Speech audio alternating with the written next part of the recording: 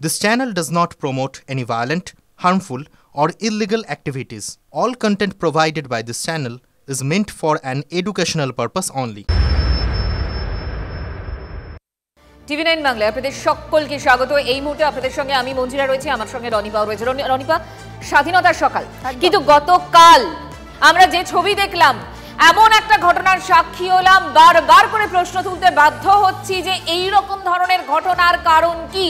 ছিল তো একটা মিছিলের রাত, কিন্তু সেই রাত তাণ্ডবের রাতে পরিণত হলো। আরজি করে যে ঘটনা ঘটলো, সেই ঘটনার পর আরো একবার অনেকগুলো প্রশ্ন সামনে চলে এলো। একের পর এক ছবি দেখাবো আপনাদের, কারণ গতকাল আমার সহকর্মীরা এবং আমিও একেবারে আরজিকর এবং শ্যামবাজার অঞ্চলে ছিলাম এবং সেখানকার যে ধুমধুমার কাণ্ড মাঝরাতে হয়েছে তার সাক্ষী ছিলাম আমরা। ছবি দেখিয়েছি আপনাদের প্রত্যেকটা মুহূর্তে, প্রাণের ঝুঁকি নিয়ে আমার সহকর্মীরা এবং আমিও একই সঙ্গে যখন কাজ করে গেছি, সেই ছবি আপনাদের সামনে সবার আগে পৌঁছে দিয়েছে TV9 বাংলা। তাণ্ডব চলেছে, কার্যত তাণ্ডব চলেছে এবং পুলিশের সঙ্গে উন্মত্ত জনতার হাতাহাতি, লাঠিচার্জ, কাঁদানে গ্যাস ছোড়া, একের পর এক ঘটনা। কিন্তু প্রশ্ন হলো, এই ধরনের ঘটনার কারণ কি? মিছিল ছিল শান্তিপূর্ণ মিছিল, সেই মিছিল এরকম ধরনের একটা তাণ্ডব, একের পর এক গাড়ি ভাঙচুর করা হয়েছে, তছনছ পুরো একেবারে আরজিকর হাসপাতাল। কারণ কি? কারণ কি? এই কারণই খুঁজে বেড়াচ্ছি আমরা এবং যতক্ষণ পর্যন্ত না উত্তর পাবো ততক্ষণ পর্যন্ত কিন্তু আমরা এই প্রশ্ন করেই যাব। আমার সহকর্মী দীক্ষা ভুইয়ার প্রতিবেদন।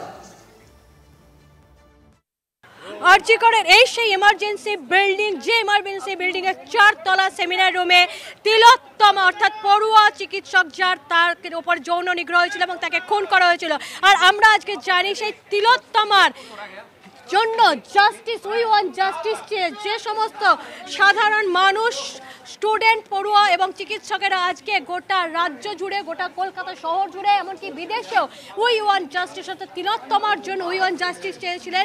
যে মুহূর্তে তারা এখানে শান্তিপূর্ণ বিক্ষোভ করছিলেন, তখন একদল দুষ্কৃতী আজকে এই এমার্জেন্সি বিল্ডিংয়ে একতলায় ঢুকে আমরা দেখতে পাচ্ছি যে এমার্জেন্সি বিল্ডিংয়ের সেই ছবি কিভাবে তছনছ চালানো হয়েছে, সেই ছবি আমরা আপনাদের দেখাচ্ছি TV9 বাংলার দর্শকদের। পুরো ভেতরে কাঁচ ওপরে রয়েছে, টেবিল, চেয়ার থেকে আরম্ভ করে সমস্ত কিছু, এমনকি যা কিছু এখানকার এমার্জেন্সি সামগ্রী আমরা দেখতে পাচ্ছি। হয়তো অনেকে এখানে সেই সময় কর্তব্যরত অবস্থায় ছিলেন, তাদের ব্যাগ পর্যন্ত পড়ে রয়েছে এবং সমস্ত কিছু ভাঙচুর অবস্থায় পড়া হয়েছে, অর্থাৎ এখানে রীতিমতন তাণ্ডব চালা হয়েছে। শুধু এই জায়গায় নয়, আমরা দেখতে পাবো যে এর ঠিক উল্টো দিকটাতেও যে জায়গাটা, অর্থাৎ অ্যাডমিশন কাউন্টার যেটা বলা হচ্ছে, অ্যাডমিশন কাউন্টারের আমরা সেই শুধুমাত্র অ্যাডমিশন কাউন্টার লেখাটা উপরে দেখতে পাচ্ছি, কিন্তু তার বাইরে ভেতরের যে অবস্থা সেটা বলা যেতে পারে এখানে পুরো একেবারে ধ্বংসস্তূপে পরিণত হয়েছে। কম্পিউটার, টেবিল, চেয়ার থেকে শুরু করে পুরো আলমারির সমস্ত তছনছ চালানো হয়েছে, খালি কাঁচের টুকরো ছাড়া আর কিছু দেখতে পাচ্ছি না।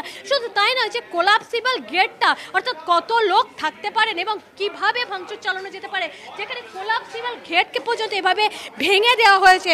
আমরা একটু ভেতরে ঢোকার চেষ্টা করছি। এমার্জেন্সির নিচেটা আমরা দেখতে পাচ্ছি, এমার্জেন্সি যেখানে রোগীদের এনে সাধারণত চিকিৎসা করা হয়ে থাকে এবং এমার্জেন্সি যারা খুব থাকেন, ক্রিটিক্যাল কন্ডিশনে থাকেন, তাদেরকে এনে যে অবজারভেশন রুমে তাদেরকে চিকিৎসা দেওয়া হয় সেখানেও। এবং আমরা দেখতে পাচ্ছি ঘড়ির কাঁটা দেখাচ্ছে 12টা বেজে 35 মিনিট, অর্থাৎ 12টা 35 মিনিটেই ঘড়িটা ভাঙচুর করা হয়েছে এবং সেই সময়টাও বলে দিচ্ছে কোন সময় এখানে অ্যাকচুয়ালি ভাঙচুরটা হয়েছে।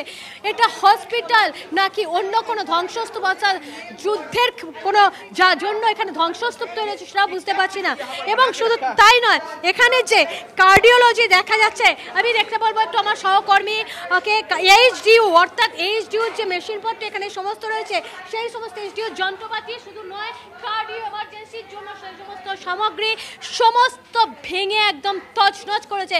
প্রশ্ন হচ্ছে, যখন তিলোত্তমার জন্য সাধারণ পড়ুয়া এবং সাধারণ নাগরিকরা রাজ্য জুড়ে, কলকাতা জুড়ে, দেশ থেকে শুরু করে বিদেশে প্রতিবাদ করছিলেন, তারা জাস্টিস চাইছিলেন, সেই সময় সেই জায়গা অর্থাৎ আরজিকরের সেই জায়গা যেখানে তিলোত্তমা অর্থাৎ পড়ুয়া শিক্ষক, পড়ুয়া এবং চিকিৎসক যাকে যৌন নিগ্রহ চালিয়ে খুন করা হয়েছিল।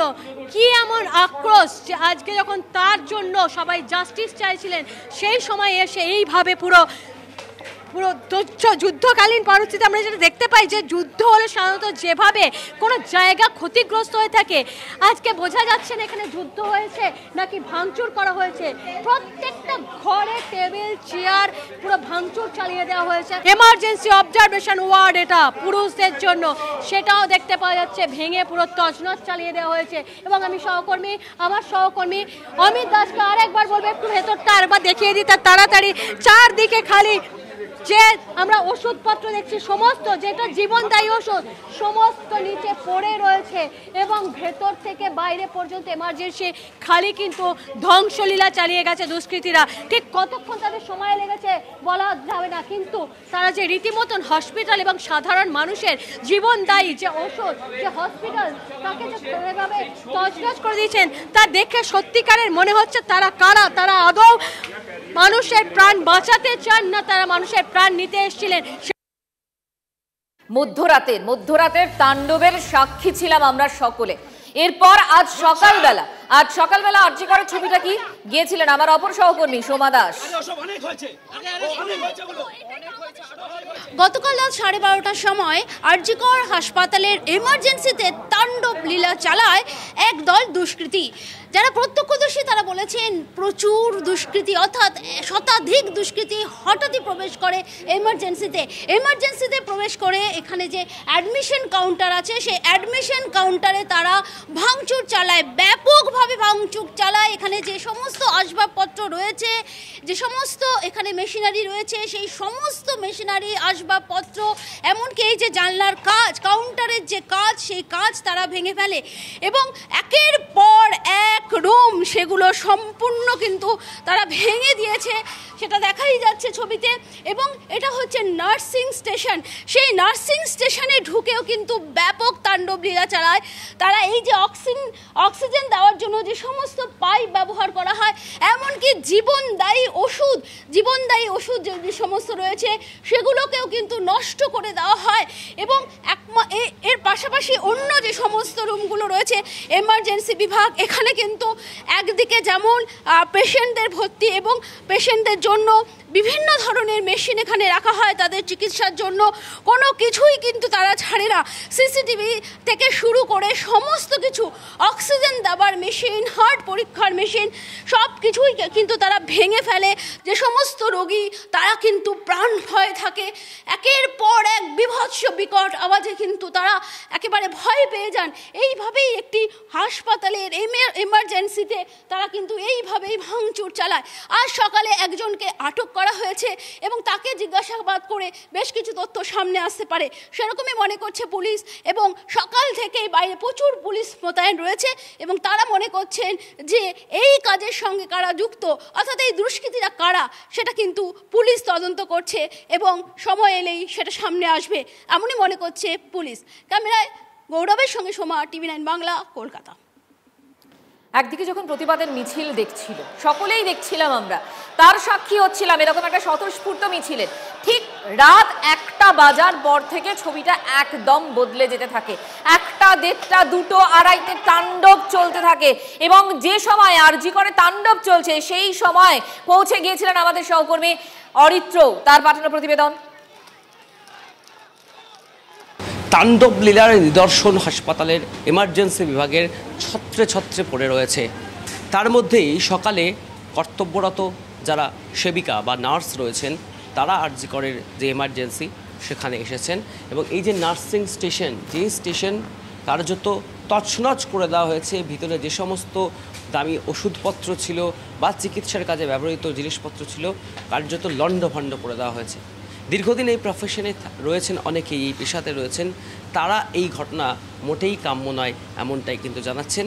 আর সেই ধ্বংসস্তূপ অর্থাৎ যে ভাঙচুর করা হয়েছে তার মধ্যে থেকেই প্রয়োজনীয় সামগ্রী খুঁজে নেওয়ার চেষ্টা করছেন আরজি কর হাসপাতালের যে সমস্ত কর্তব্যরত নার্স রয়েছেন তারা। ক্যামেরায় অরিতের সাথে অরিত্র, TV9 বাংলা।